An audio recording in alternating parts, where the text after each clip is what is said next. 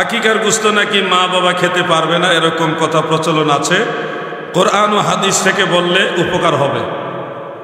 এটা কোরআন ও হাদিসের নির্যাস হিসেবে ফেকার কিতাবে আমরা পড়েছি, ফতোয়া আলমগীরের মধ্যে এবং ফতোয়া শামির মধ্যে পড়েছি যে আকিকার গোশত কুরবানির গোশতর ন্যায় হালাল। কুরবানির গোশত যেরকম সবার জন্য হালাল, আকিকার গোশত সবার জন্য হালাল।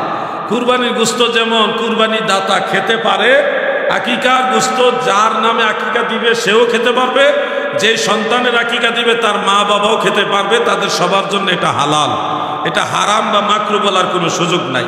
হ্যাঁ, যেহেতু সন্তানের আকিকা আপনি দিয়েছেন, আপনি যদি মনে করেন এই গোশতটা আমার ছেলের একটা জানের সদকা, আমি এটা খাবো না, আমি মানুষদের খাওয়াই দিব, সেই হিসাবে আপনি খাওয়াই দেন, এটা আমাদের পরামর্শ, মানুষকে দিয়ে দেন।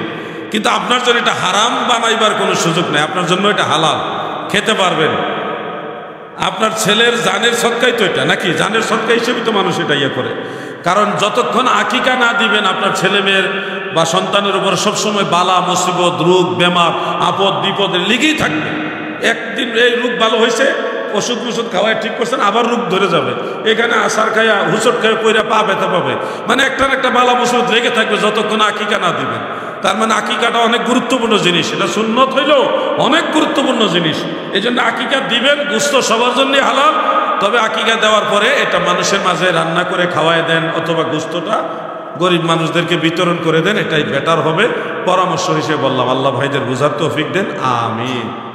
আর লেখেন না, বেলা হইছে অনেক। ফজরের নামাজ পড়তে না পারায় সূর্য উঠে গেছে, এখন আগে ফজর পড়ব নাকি জোহর? ফজর লেখছে, হ্যাঁ, আগে ফজর পড়ব নাকি জোহর পড়তে হবে? জোহরের সময় আগে ফজর করতে হবে নাকি জোহর পড়তে হবে? সুন্দর মাসালা, এগুলি আপনাদের দরকার আছে।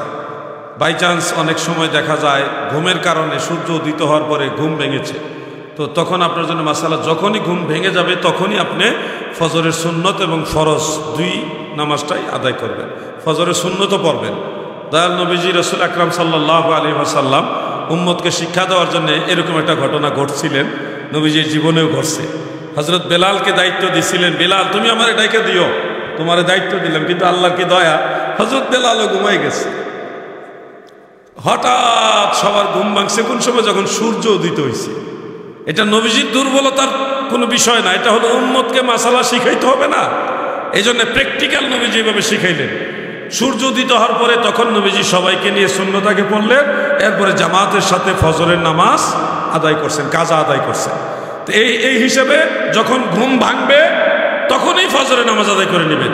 আবার নিয়ত করেন না যে ঘুমাইলাম, যখন ভাঙবে তখন করব, এই ধরনের নিয়ত করলে কিন্তু গুনাহগার হবে।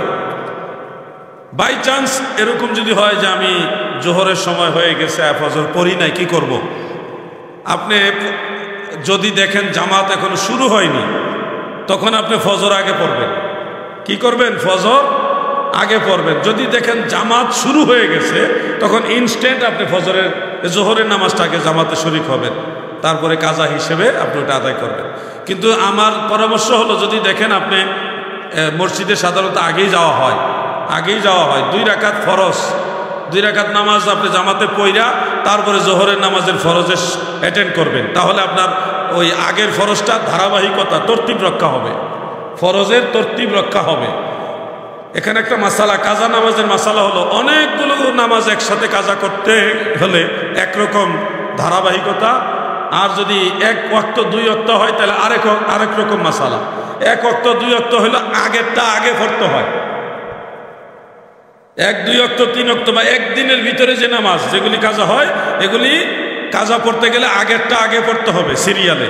আর যদি অনেক পুরাতন কাজা হয় তখন আর ধারাবাহিকতা রক্ষা করা জরুরি না। এই হইল মাসালা। আল্লাহ তাআলা সবাইকে বোঝার তৌফিক দেন, আমিন।